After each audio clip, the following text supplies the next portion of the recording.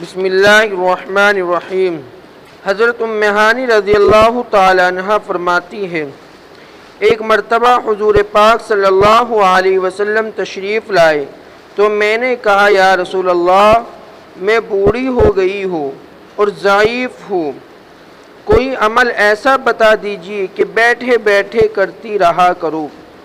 اللہ کے رسول صلی اللہ علیہ وسلم نے فرمایا، سبحان اللہ 100 مرتبہ پڑھا کرو، اس کا ثواب ایسا ہے گویا تم نے 100 غلام عرب آزاد کیے، اور الحمدللہ 100 مرتبہ پڑھا کرو، اس کا ثواب ایسا ہے گویا تم نے 100 گھوڑے مع سامان لگام وغیرہ جہاد میں سواری کے لیے دے دیے، اور اللہ اکبر 100 مرتبہ پڑھا کرو، یہ ایسا ہے گویا تم نے 100 اونٹ قربانی میں ذبح کیے اور وہ قبول ہو گئے، اور لا الہ الا اللہ 100 مرتبہ پڑھا کرو، اس کا ثواب تو تمام آسمان و زمین کے درمیان کو بھر دیتا ہے، اس سے بڑھ کر کسی کا کوئی عمل نہیں جو مقبول ہو۔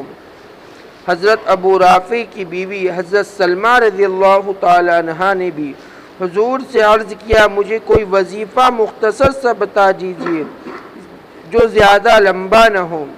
حضور پاک صلی اللہ علیہ وسلم نے فرمایا، اللہ اکبر 10 مرتبہ پڑھا کرو۔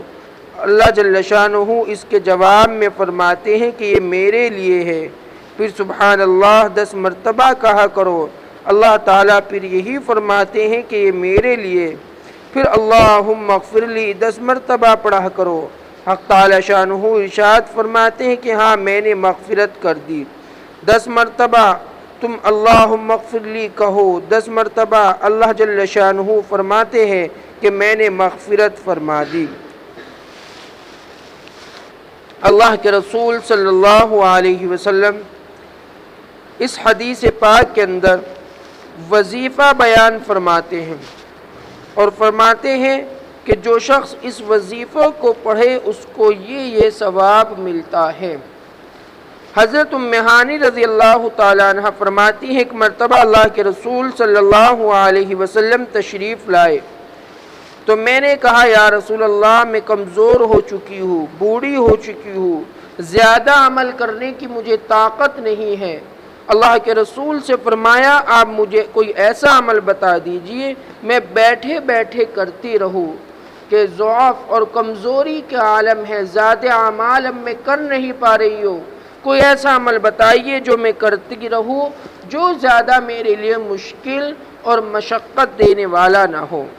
اللہ کے رسول صلی اللہ علیہ وسلم نے فرمایا، تو پھر ایسا کرا کرو، 100 مرتبہ سبحان اللہ پڑھا کرو، اس کا ثواب اتنا ہے کہ تم نے غلام آزاد کر دیے، اور وہ بھی 100 غلام، 100 عرب غلام آزاد کرنے کے برابر اس کا ثواب ہے۔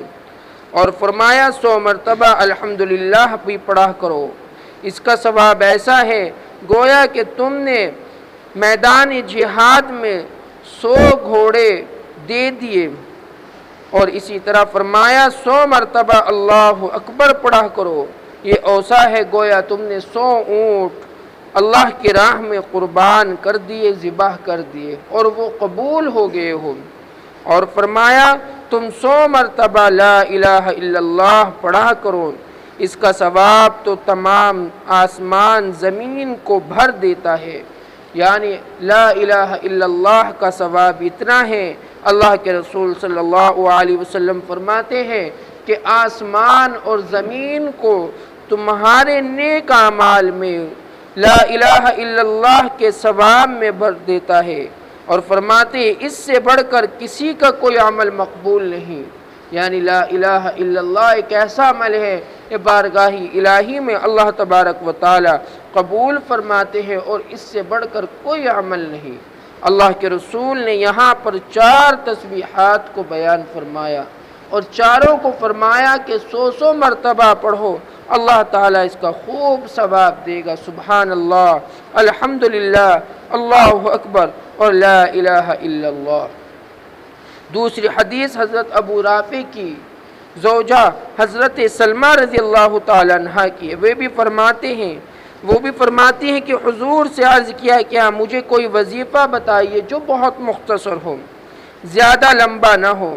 اللہ کے رسول نے انہیں فرمایا کہ اللہ اکبر 10 مرتبہ پڑھا کرو۔ اللہ جل شانہ اس کے جواب میں کہتے ہیں یہ میرے لیے ہے۔ پھر فرمایا 10 ہی مرتبہ سبحان اللہ کہا کرو۔ اللہ تعالیٰ اور کہا 10 مرتبہ اللہم اغفر لی کہا کرو۔ تو اللہ کے رسول صلی اللہ علیہ وسلم نے انہیں 3 تسبیحات بیان فرمائی کہ تم مختصر یہ 3 تسبیحات پڑھ لیا کرو۔